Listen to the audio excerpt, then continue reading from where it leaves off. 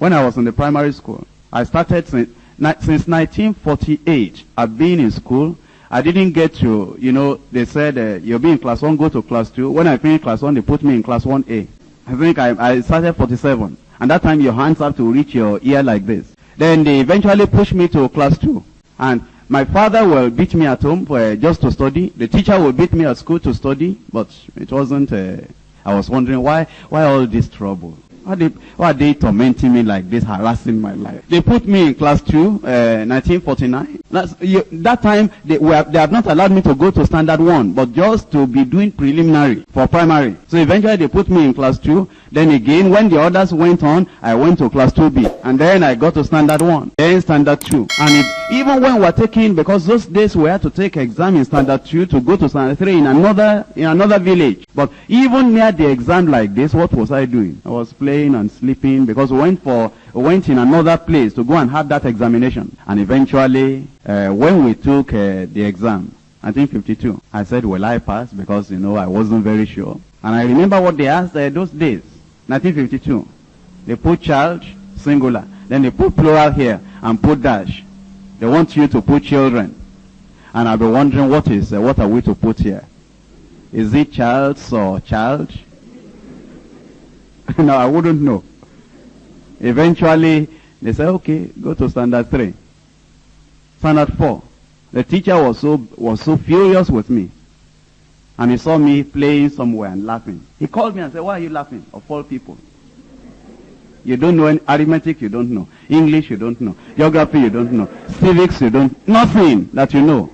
And you have time to laugh in your life. And he abused me and said dirty things, more dirty things. I still remember, but I don't want to tell you. Eventually, I got to 5. That time, 55, they said now, standard 5, they call them primary 6 now, and they pushed us out of school. They pushed us out. I didn't have secondary school to go. How could I have secondary school to go? I was lazy beyond description. To read was trouble. I knew how to play. How to read, I didn't know. Then eventually, they sent me to modern school, and all they did in the modern school, the only thing that interested me was the use of watercolor. Just painting. The arithmetic, the English, all the other things. I said, why are they troubling us with all these things?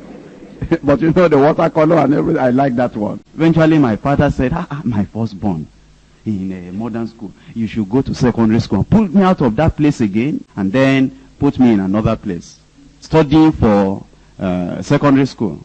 I studied and studied and studied. At that time now, I went to a particular school that was just starting.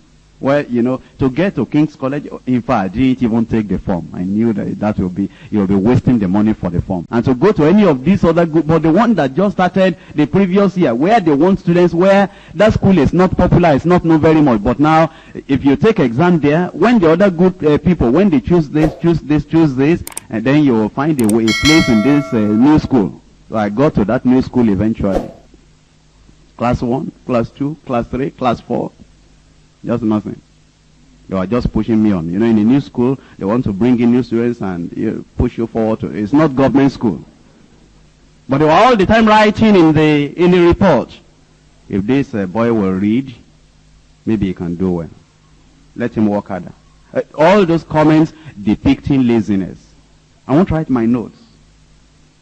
All that time when they're teaching them biology or something, I'll be looking for a word. So when we come out, I will play with some of those words, just playing with my friends. But to write notes, I'll sit at the back of the class where the teacher will not say I'm not writing notes. I didn't understand life or education or anything. I mean, people were going to school, I was sent to school, I went to school, finished. But 1960, in class 4, we were on holidays.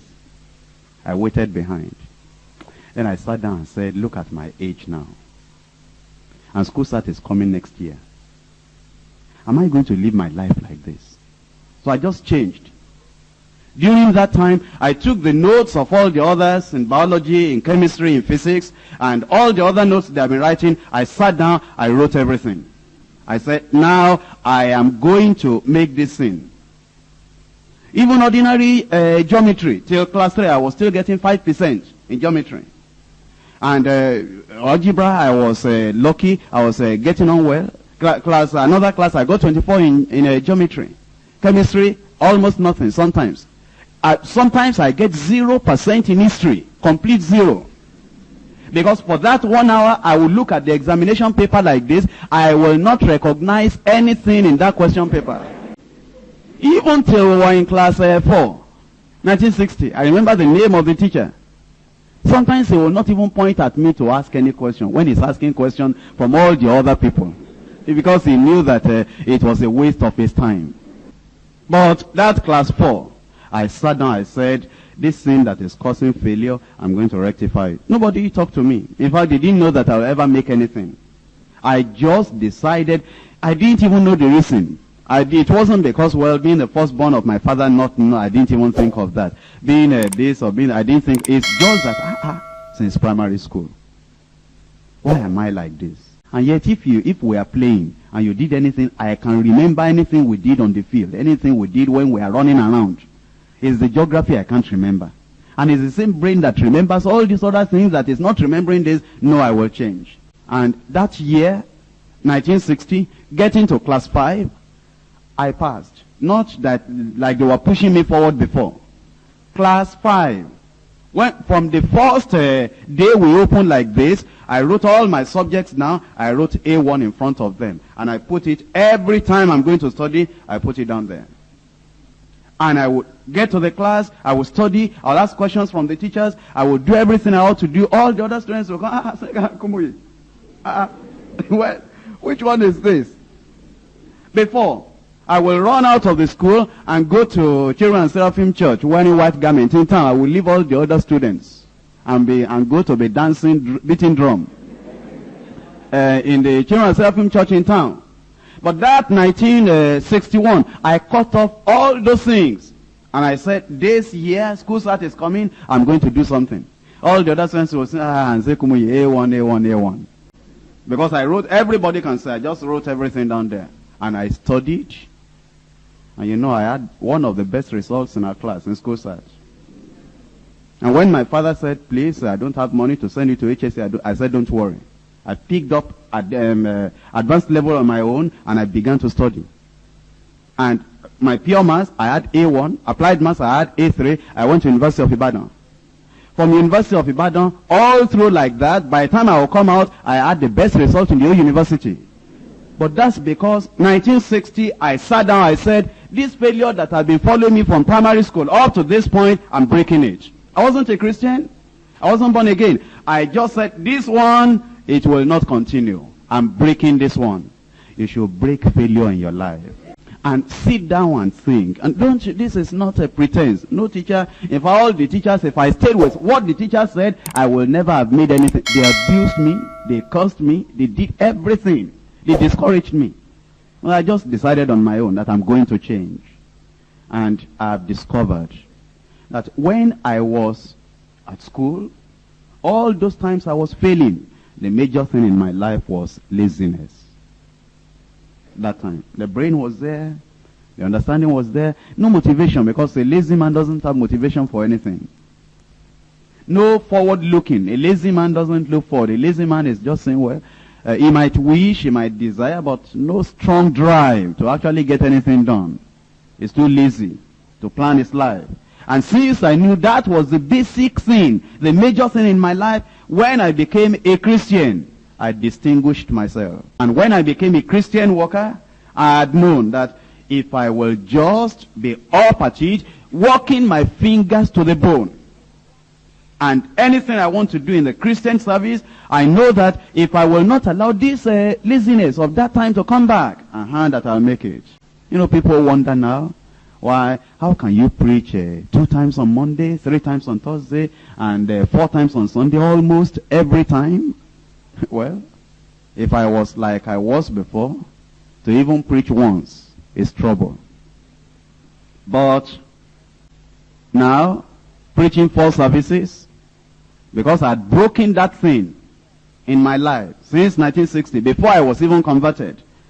And I've discovered that if I don't keep at this thing and be deliberately hard working on whatever I do, that success will never come. Now, prayer life, laziness alone can spoil the prayer life. Quiet time, laziness alone, I will do it later. I'll do it, can spoil quiet time. Even pray to know the will of God. On this marriage I will pray. Isn't it not our God is there, I am here? And God is a simple God. And once I ask him, God will answer. The laziness alone, pushing it forward, I will do it. It can spoil the whole of your life.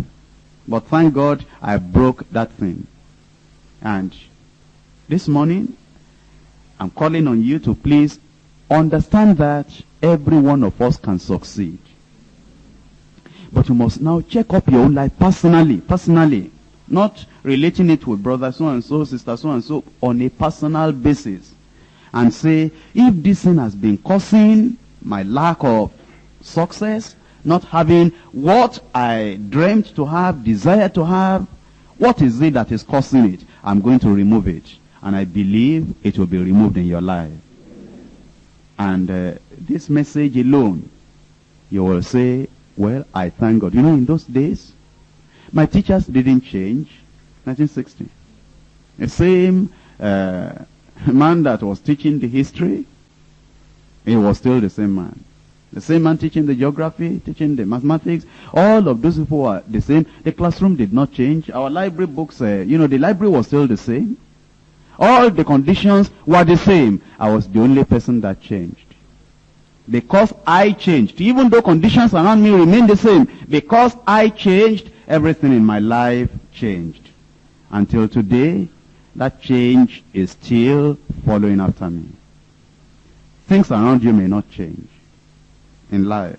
Circumstances, environment, your brain, everything may remain as they have been. But if you will have a change, success is in front of you.